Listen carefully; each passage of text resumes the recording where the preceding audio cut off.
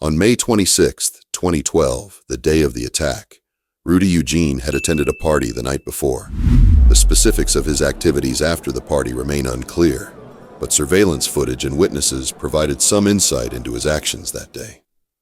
Early in the morning, Eugene's car broke down on the MacArthur Causeway, a major Miami highway. He abandoned the vehicle and began walking down the causeway, shedding his clothes along the way until he was completely naked.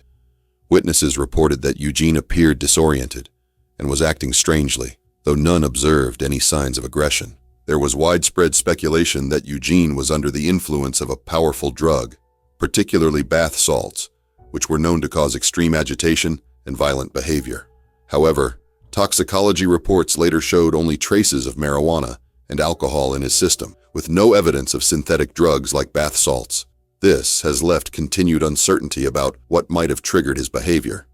As Eugene walked down the causeway, he encountered Ronald Poppo, a 65-year-old homeless man lying in the shade beneath the Miami Metromova rail. Poppo recalled Eugene telling him that his Bible had been stolen in Miami Beach and accusing Poppo of taking it. Poppo responded that he didn't have anything, hadn't been to Miami Beach, and had not provoked Eugene in any way. Without apparent provocation, Eugene launched a brutal attack on Poppo, beating him severely and then biting and tearing at his face. Poppo fought for his life as Eugene bit his eyes and chewed off his nose, growling like a wild animal during the crazed attack. Up to 80% of his face was damaged. The attack lasted nearly 18 minutes, during which Eugene removed much of Poppo's face, including his eyes and nose. Several witnesses called the cops, but by the time police arrived, significant damage had already been done. Miami police officer Jose Ramirez was the first to arrive at the scene. He repeatedly ordered Eugene to stop, but Eugene ignored the commands and continued assaulting Poppo. In response, Officer Ramirez fired several shots at Eugene, killing him and ending the attack.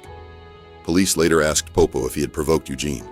Poppo responded, "What could provoke an attack of that type? I didn't curse at the guy or say anything mean or nasty. He mashed my face into the sidewalk. My face is all bent and mashed up. He was strangling me in wrestling holds at the same time he was plucking my eyes out." Poppo, who has undergone multiple surgeries at Jackson Memorial Hospital in Florida, also expressed gratitude to the police for saving his life, saying the officer who shot Eugene arrived just in time. Before becoming infamous, Rudy Eugene was an ordinary guy who enjoyed sports, fast cars, and action movies. Those closest to him describe Eugene as introspective and private. Now they are left wondering if his quiet nature hid something darker, something that drove him to break with reality that Saturday afternoon in May. How does anybody know their guy they're dating isn't capable of awful things? What was he like when you used to know him? Well, he was always sweet to me. I understand that the public view him in a different light, but that's not who I know. He was very sweet and very affectionate to me and my children, so I don't know of him being ever aggressive or anything to me. So this must have been an absolute shock to you to hear that something like this happened with him. How do you make sense of it? I can't make sense of it. I'm still in a state of shock, actually. If there was no warning signs whatsoever. None. How long did you guys date? We had dated approximately 4 months. And how was he? 4 months of. There he is. And how was he around your kids? Very hands-on with them. He always called my daughter Princess. My son, he always called him a king. So he was very loving and supportive towards them. Never ever raised his voice, not one time in front of them.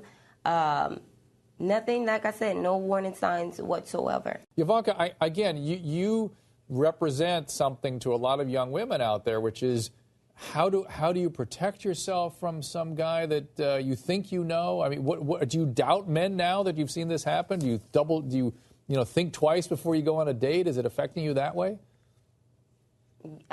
Most definitely. I will always love Rudy. I will always love what he stood for, but most definitely being careful, that's the lesson learned. Like I said, he was never violent towards me, so I really can't peg him in that light, but you never know. Mental illness might also have been a factor, though none of his friends or family noticed anything that would suggest such a condition. I am shocked by the situation.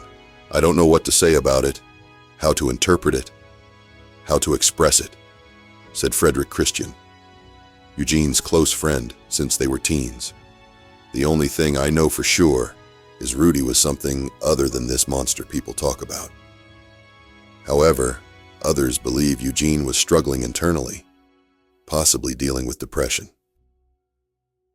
In a video shared by the hospital treating him, Mr. Poppo is seen strumming a guitar, joking with nurses, and addressing the camera with his face uncovered, though he wears a baseball cap. After spending nearly a month in the hospital following the attack, Mr. Poppo was moved to a long-term care facility. The assault left him without an eye, his eyebrows, his nose, and parts of his forehead and cheek. Doctors at Jackson Memorial Hospital and the University of Miami Miller School of Medicine commended Mr. Poppo for his resilience, noting that he is pleased with the surgeries and skin grafts that have healed his wounds. Although Mr. Poppo could still opt for further facial reconstruction using his own tissues or prosthetics, he has chosen not to pursue additional procedures, according to his doctors.